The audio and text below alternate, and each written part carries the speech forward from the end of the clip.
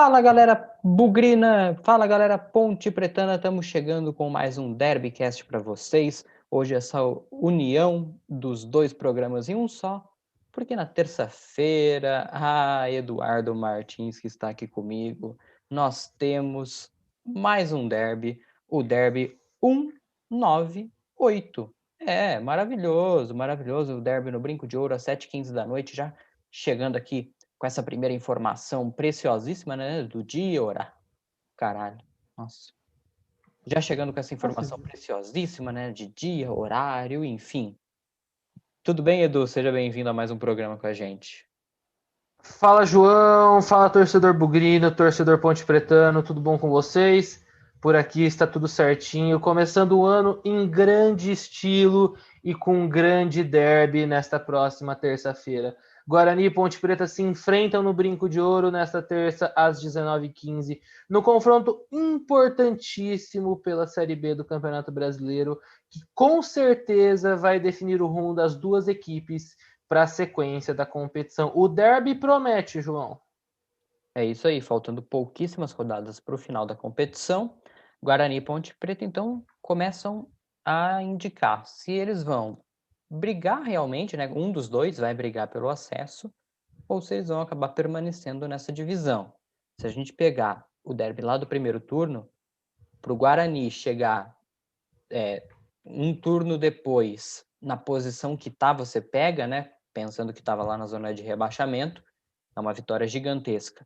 Para Ponte Preta, continua ali brigando nas mesmas posições, ali na parte de cima da tabela, um pouco abaixo do que estava naquela altura do campeonato, mas segue por ali brigando entre altos e baixos, como várias outras equipes. Apenas Chapecoense e América destoam um pouco das demais que brigam pelo acesso. Esses dois brigam pelo título, né?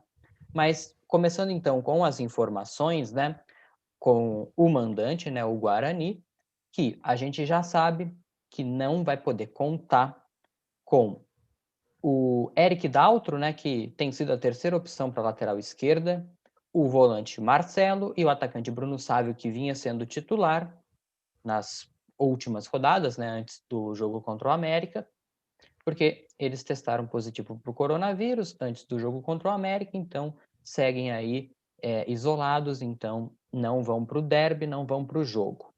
A situação do Júnior Todinho, o atacante ainda é de dúvida, ele até chegou a treinar, apareceu em alguns treinamentos no início da última semana, mas não ficou nem no banco neste último sábado do Guarani, né, pelo o jogo contra o América. Então fica aí a dúvida ainda se ele vai ter condição de ficar pelo menos no banco para ser titular, imagino que não realmente. E o Eduardo Persson, esse sim, recupera-se de uma cirurgia no joelho, segue fora, só deve retornar no segundo semestre, carta fora do baralho totalmente. Da situação, né, dos pendurados, né? O Bidu, o Didi, o Bruno Silva e o Murilo Rangel, além do Arthur Rezende e do Eliel, eles estavam pendurados, mas não tomaram cartão amarelo e seguem, então, aí em condição de jogo. Por isso, né, daria até para a gente dizer que a tendência é de uma escalação muito parecida do Guarani para esse derby, já que não tem lá retornos garantidos e não tem nenhum desfalque. Então, se nenhuma surpresa acontecer nesse meio tempo, o Guarani deve repetir a escalação. O que você acha, Edu, de repetir essa escalação que jogou contra o América? Olha, João, eu acho extremamente importante o técnico Felipe Conceição poder dar sequência a esse time que vem atuando nas últimas rodadas. Para mim, a principal ausência com certeza será Bruno Sávio. Se tornou um jogador Quem importantíssimo diria da que você diria isso, hein? Pois é, exatamente. Olha como um das voltas, né? Se tornou um jogador muito importante desde a chegada do Felipe Conceição, atuando numa posição um pouco diferente do que ele vinha atuando antes. Antes atuava um pouco mais aberto, agora atua mais como um centroavante, um falso 9, ele se movimentando bastante. Ele realmente será um grande desfalque por causa da Covid-19.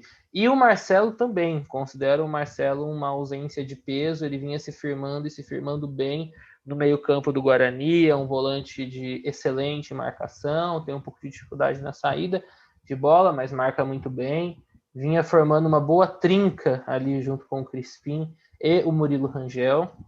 Vai fazer muita falta, mas a tendência é que o Bruno Silva seja mantido ali, assim como já foi na derrota contra o América Mineiro neste último sábado. Então a tendência é uma manutenção de equipe. O Sábio faz muita falta, o Marcelo também. Mas vejo o Guarani com boas condições para esse derby diante da Ponte Preta.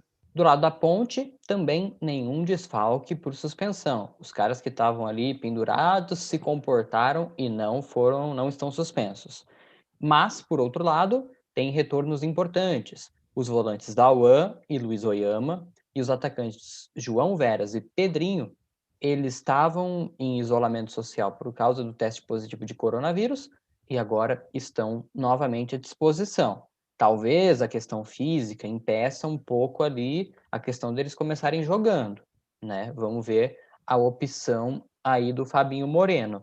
Mas são retornos importantes. O Dauan é um titular quase que absoluto. O Luiz Oyama, hora joga, hora não. O João Veras tinha conquistado seu espaço ali na frente. Então, são reposições importantes. Outra que eu considero um retorno importantíssimo é o do lateral direito, barra ponta direita, enfim, o que você quiser, o Apodi, que foi cortado de última hora da viagem para Caxias do Sul, porque estava com amidalite, e se ele tiver recuperado, a Ponte ainda estuda o caso dele, ele com certeza será presença garantida ali nos 11 iniciais da Macaca. Então, acho que a Ponte tem bons fatos para comemorar nesse início de ano, né, Edu? Esses retornos aí, poder mudar um pouco a escalação que perdeu para o Juventude, o que você acha? Então, João, são retornos importantes para a Ponte Preta, eu concordo com você, principalmente o Dauan, né? Que nem você falou muito bem, é um jogador que conquistou o espaço dele na Ponte Preta, vem atuando com regularidade para cima, né? Sempre com boas atuações. É um retorno importante para esse derby. O Oyama é um jogador que eu gosto bastante, mas ele não é titular absoluto, né? Ele acaba, de vez em quando ele aparece, outras vezes não. E o João Veras, sim. O João Veras também acha um retorno importante, uma grata surpresa da temporada do Ponte Preta. É um garoto que a gente ouve falar muito bem, né, do que ele fazia nas categorias de base, um jogador muito promissor.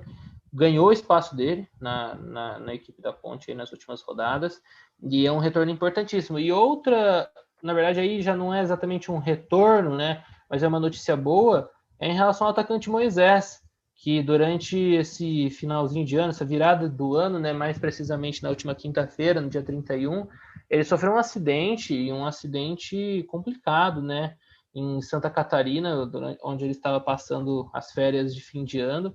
Ele estava dirigindo na rodovia e atingiu um cavalo que cruzou a rodovia repentinamente à noite. Sempre são acidentes complicados, né, quando envolve animal, principalmente animais de grande porte, como um cavalo. O carro dele ficou muito destruído, mas felizmente, graças a Deus, ele não sofreu nenhum problema grave. Já voltou a treinar na Ponte Preta, sofreu apenas leves escoriações e deve estar à disposição do técnico Fabinho Moreno para o derby dessa próxima terça-feira. Exatamente, Edu. Bom, agora que a gente já trouxe as principais informações dos dois times, né, vamos começar a destrinchar um pouco mais, né? Então, vamos começar pelo mandante, o Guarani, que na tabela de classificação tem 47 pontos, um ponto a mais do que a Ponte, 46, por isso que a gente fala do tamanho da importância desse jogo. Você, outro dia, a gente estava conversando, né? Falou que tem tudo para ser o derby do século, é isso mesmo que você falou? Então, João, isso dependia de como fosse a última rodada dos dois times. E a última rodada foi muito negativa para os dois times, né? Os dois sofreram derrotas, mas eu vejo uma importância, um peso muito grande desse jogo da próxima terça-feira. Se algum dos dois quiser sonhar com acesso ainda, tem que ganhar. É vencer ou vencer para os dois. E para quem ganhar, eu acho que vem aquela carga emocional muito forte e positiva, sabe? Aquela força para essa reta final de Série B, porque depois do derby vai estar faltando 5 rodadas apenas para o final da competição, sabe? 15 pontos em disputa, sabe? E aí quem ganhar tem que ir em busca dos 15 pontos, ou no mínimo de 12 para conseguir o acesso. sabe? Então eu vejo como uma partida importantíssima, importantíssima mesmo para as duas equipes. É clima de final em Campinas na próxima terça-feira. E vamos ver, em relação ao favoritismo, eu acho bem aberto, sabe, para os dois lados, não vejo favorito. A Ponte Preta oscilou muito nessas últimas semanas, o Guarani vinha numa sequência muito boa, mas o Guarani também oscilou nas últimas 3 rodadas, né? Conseguiu apenas uma vitória, empatou com o Figueirense em casa, foi lá em São Luís, no Maranhão, ganhou do Sampaio, mas agora perdeu para o América Mineiro, sabe? E a Ponte Preta também vem oscilando, conseguiu 2 vitórias, mas foi derrotada na última rodada pelo Juventude de virada. Vejo bem igual. E, João, quais foram suas impressões do jogo do Guarani contra o América? Confesso para você que gostei da atuação do Guarani, mas nada adianta uma boa atuação com uma derrota, né? Então, o Guarani ele mantém um bom nível de atuações, mesmo quando não consegue vencer, né? Isso desde a chegada do Felipe Tigrão, né? Cá entre nós. É, Que fase. ele deve estar passando, até falando um pouco do Tigrão, um momento muito parecido com o do ano passado, né? Que ele tirou o América lá de baixo, da zona de rebaixamento, foi subindo, escalando a tabela de classificação, chegou na última rodada em casa, precisava ganhar do São Bento, que estava rebaixado, tal, e só empatou. Então ele deve estar passando E por um estava em momento. quarto, né? Chegou na última rodada em Sim, quarto. dependia só dele. Ganhar o jogo, subia. E aí o time do América acabou não subindo com ele. Então ele deve estar passando por um momento, putz, será que de novo vai acontecer isso?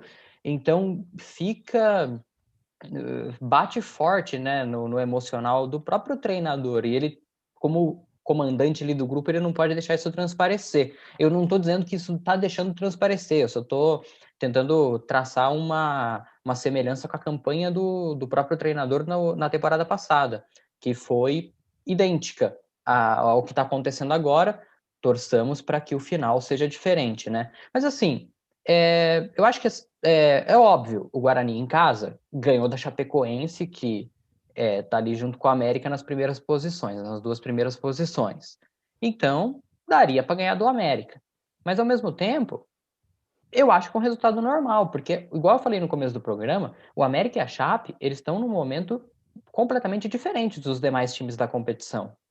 O América é semifinalista da Copa do Brasil, foi eliminado só para o Palmeiras, que é um time que está na semifinal da Libertadores, e não foi nada vergonhoso, foi 2-0 em casa, empatou em São Paulo.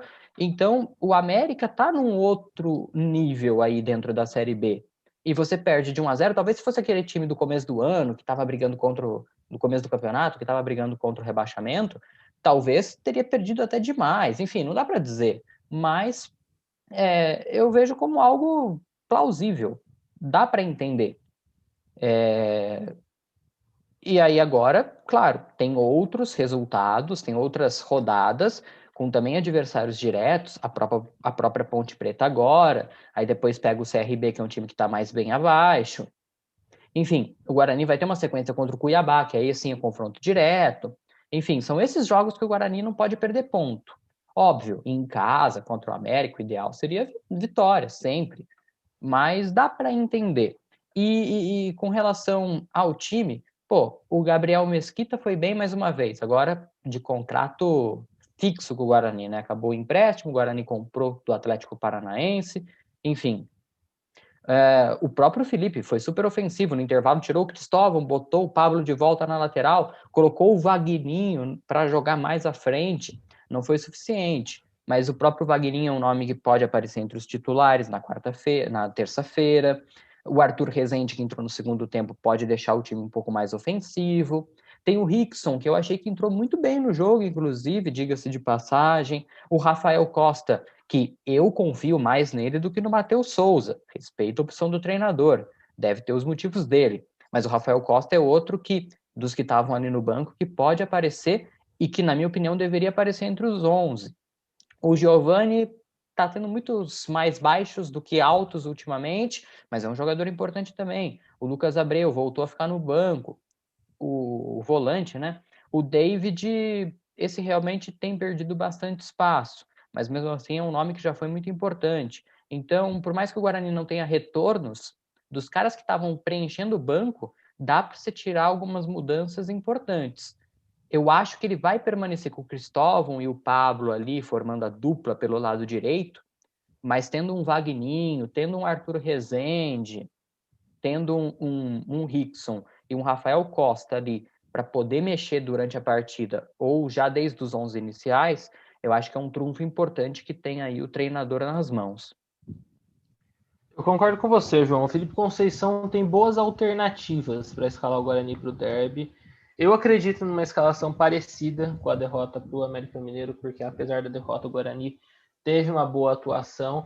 Para mim, a dúvida principal é no comando de ataque, sem o Bruno Sávio, quem joga? Eu confesso para você que eu gosto mais do Rafael Costa também, em comparação ao Matheus Souza.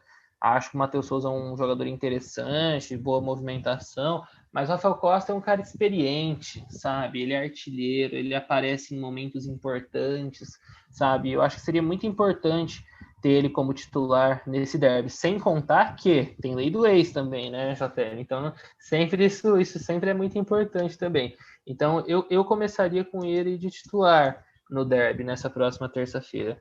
Mas é muito complicado de cravar, é mistério total pelos lados do Guarani, assim como pelo lado da Ponte Preta também, sabe? É difícil de cravar alguma coisa. O Rickson, que você estava falando, João, é uma grata surpresa para mim.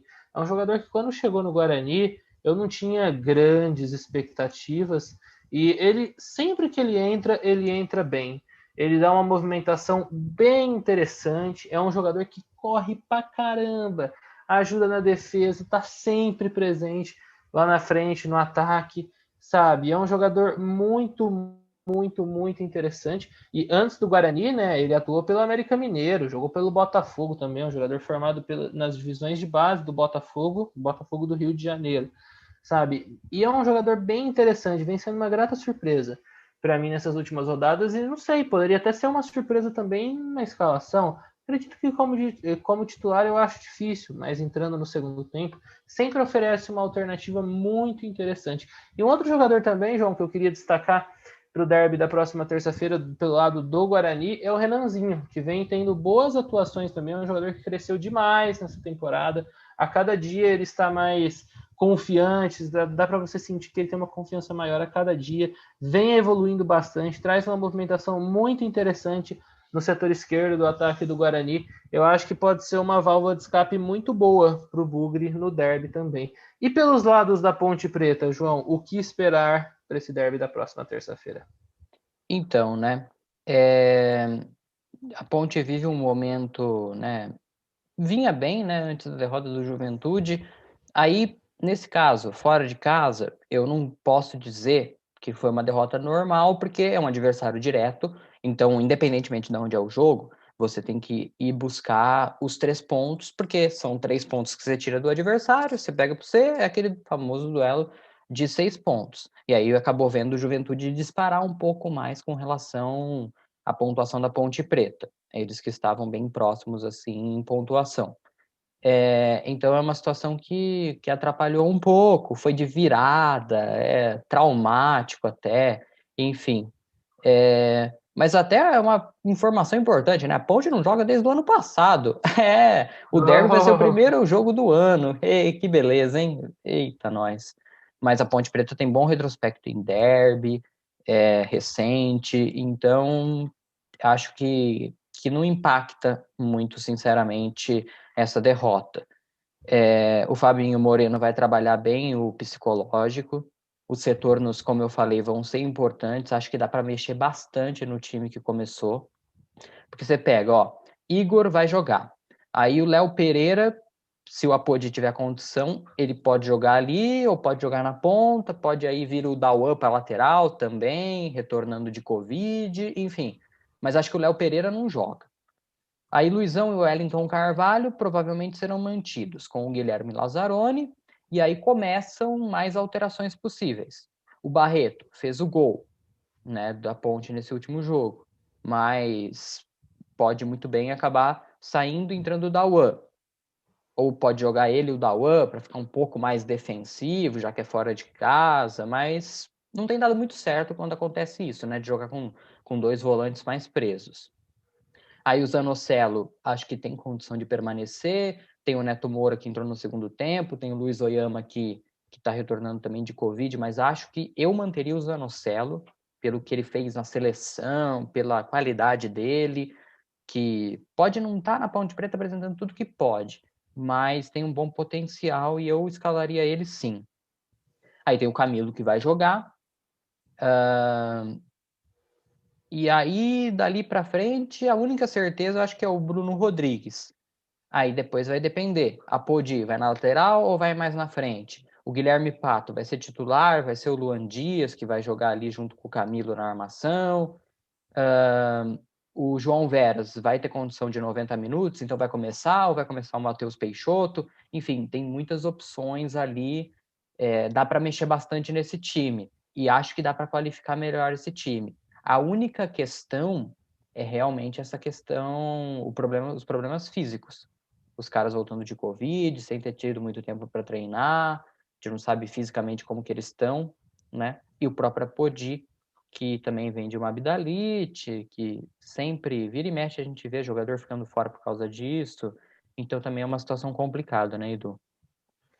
Então, João, que nem você falou muito bem, a derrota da Ponte Preta diante do Juventude foi um pouco decepcionante para mim, porque é um time que está brigando pelo acesso, assim como é o caso do América Mineiro, né, na partida contra o Guarani, mas o Juventude estava ali, pertinho da Ponte Preta, e a Ponte Preta começou ganhando, sabe? Então eu acho que era um jogo que não podia vacilar, pelo menos trazer um empate de Caxias do Sul, porque você volta com empate, os dois times iam continuar ali juntinho na tabela, sabe? Com pontuação parecida. Aí o Juventude acabou abrindo e isso pode pesar um pouquinho lá na frente, sabe? Mas o derby é uma final de campeonato também para a Ponte Preta, tem que ser encarado assim, sabe? E ainda mais agora nessa circunstância que estão as duas equipes na tabela de classificação da Série B. E eu acho que o Fabinho Moreno vai mexer bastante no time. O Apodi, se jogar, e acredito que joga, com certeza será titular. A dúvida é na lateral direita ou mais avançado? Acredito que na lateral direita. Porque no meio-campo, agora já vamos falar sobre as dúvidas no meio-campo, em relação ao Barreto. Se o Dauan tiver condições, eu acho que vai o Dauan. Eu, pelo menos, iria com o Dauan. Entendeu? Então, aí já é uma posição que também pode sofrer alteração. O Zanocelo, na minha opinião, ele não pode sair do time da Ponte Preta. Esse jogador é um jogador muito talentoso. É uma pena que até hoje ele não conseguiu mostrar todo o futebol dele na Ponte, mas vejo um potencial gigante. Inclusive, na nossa última edição do podcast, estava conversando com o Lucas Rossafa, que tem times da primeira divisão, times da capital de olho nele, sabe? Ele recentemente foi convocado também pelo técnico André Jardini para a seleção brasileira sub-20 e teve excelentes atuações. Então, na minha opinião, o Zanocelo tem que ser titular da Ponte Preta no meio-campo. O Camilo, com certeza, né? E aí vem uma dúvida. O Luan Dias, confesso para você, João, que é um jogador que não me agrada tanto, mas ele vinha com boas atuações, então eu acho que ele merece uma continuidade ali ao lado do Moisés, formando, por exemplo, algo um pouco parecido com o que era ao lado do Moisés, não, me perdoa, ao lado do Camilo, formando mais ou menos algo muito parecido com o que era a dupla Camilo e João Paulo. Um pouco parecido, as características deles são um pouco diferentes da do João Paulo, mas acho que é interessante a manutenção do Luan Dias no meio-campo da Ponte Preta. E no ataque, Bruno Rodrigues com certeza. E a dúvida, João Veras ou Matheus Peixoto? Eu iria de João Veras, que nem a gente vinha comentando, é um menino que vem evoluindo bastante, vem com boas atuações, lógico, não é aquele atacante que se firmou ainda, mas vem com boas atuações. Então, na minha opinião, vale sim escalar João Veras como o atacante titular da Ponte Preta para o derby, o centroavante da Ponte Preta para o derby.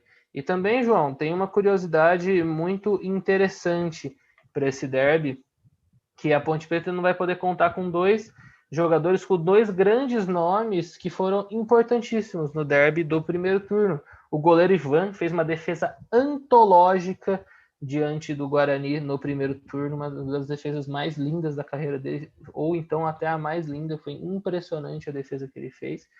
E também o meio João Paulo, né, que saiu da Ponte Preta, é um jogador muito importante e acabou se despedindo da Ponte Preta para atuar na Série A pelo Fortaleza e seguiu a carreira dele aí nos últimos meses no tricolor do PC, no Ceará. Então, são duas ausências que pesam, né, em relação à escalação do primeiro turno. Mas no gol, por exemplo, o Ivan é um grande goleiro, mas não vem fazendo tanta falta, porque o Igor Vinhas sempre tem boas atuações. E no meio-campo também, o Camilo vem dando conta do recado, o Luan Dias vem entrando bem. Então, eu acho que não serão desfalques que a Macaca vai sentir tanto para esse derby, sabe? E só para finalizar um pouquinho também, João, em relação ao jogo contra a Juventude, que eu falei para você, né? A Ponte Preta vacilou, mas também tem coisas no futebol que beiram o imponderável, como, por exemplo, o gol do atacante Rogério no estádio Alfredo Jaconi diante da Ponte Preta. Foi um dos gols mais bonitos que eu vi na minha vida. Eu acho que eu nunca tinha visto um gol de bicicleta, não foi exatamente uma bicicleta, uma puxeta, assim, mas de fora da área, um nível de dificuldade altíssimo, altíssimo, altíssimo. A Ponte Preta estava ganhando, deu a saída de bola, o Juventude empatou com esse gol do Rogério, e isso acabou dando uma força muito grande para a equipe gaúcha também, que depois, um pouco mais já na reta final do jogo, virou a partida com um gol do atacante Rafael Grampola. Foi um dia infeliz para a Ponte Preta, em Caxias do Sul. É uma derrota que, volto a falar, pesa bastante, na minha opinião, vai fazer falta esses pontos, mas a Ponte não pode abaixar a cabeça, não pode abaixar a cabeça e precisa ir com tudo para esse derby contra o Guarani. É decisão para a equipe do técnico Fabinho Moreno. Sim, sim. Foi um gol de bicicleta do Neymar do Nordeste, à la Ibrahimovic. O que você acha dessa definição?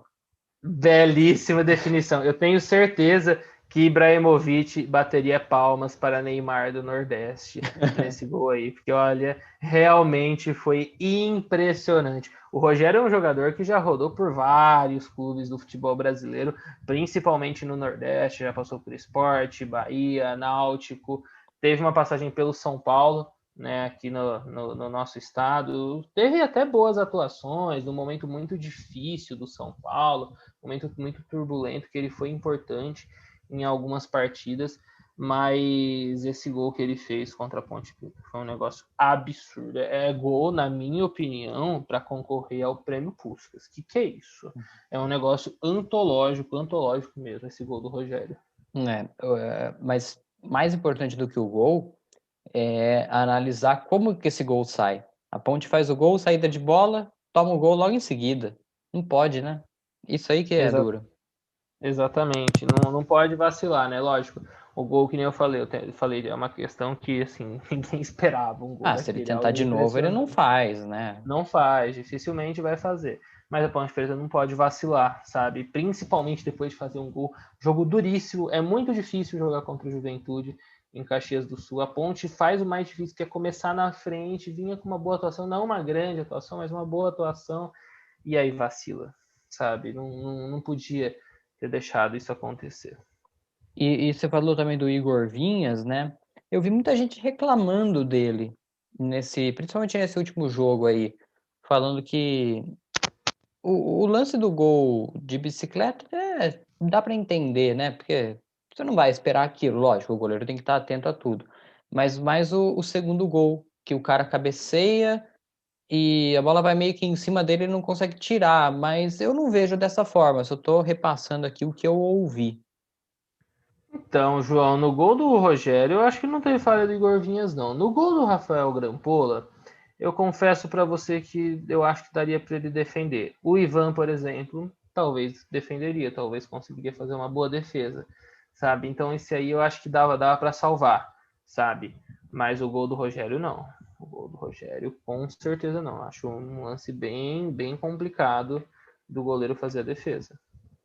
Perfeito, Edu. Vamos encerrando então o programa de hoje, né? Lembrando que o Derby 198 acontece nesta terça-feira, 7h15 da noite, no Brinco de Ouro, em Campinas. Quem vencer segue vivo, óbvio, não matematicamente, né? Mas quem vencer, na linguagem do futebol, segue vivo brigando pelo acesso, e quem perder, teoricamente, deixa aí essa briga um pouco para trás. Mais uma vez, não matematicamente, mas futebolisticamente falando, né? Acontece isso aí. Beleza, Edu? Obrigado pela sua participação mais uma vez. Desejar um feliz ano novo para todo mundo, todas as torcidas. E é isso, galera. Um grande abraço a todos e tchau! Muito obrigado, João. Um abraço para você, um abraço para o torcedor bugrino, torcedor ponte pretano. Por favor, vamos evitar aglomerações nessa próxima terça-feira. A gente está acompanhando aí nas últimas semanas, né? Torcedores em partidas decisivas. Tivemos São Paulo e Grêmio semana passada, torcedores se aglomerando. Vamos evitar isso e pensar na saúde sempre em primeiro lugar. Um abraço para você, João.